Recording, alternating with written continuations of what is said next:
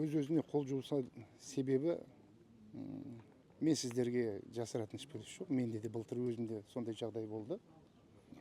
Шығыс Қазақстаннан келген бір сарбазды өз қолыммен апарып, ата-анасына тапсырдым. Осы қарауыл қызметінде тұрып, өз-өзін жаңа қол жұмсады. Айта келген кезде, сол жас баланың әскерге дейін жүрген жаңа қызы екеуінің арасында ұрыс жағдай. Одан да бөлек жаңа отбасылық жағдай. Кейбір сарбаздар енді қазір бізде қоғамда көбейіп кетті ғой, ажырасу деген нелер. Ата-анасы ажырасқанды көтере алмайды.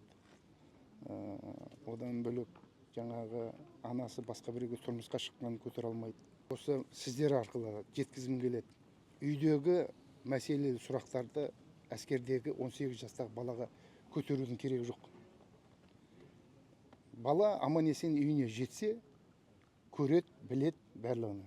Ол енді әскер болғаннан кейін ол еркектердің арасында жүрген не ғой енді, коллектив деп айтамыз ғой, мужской коллектив.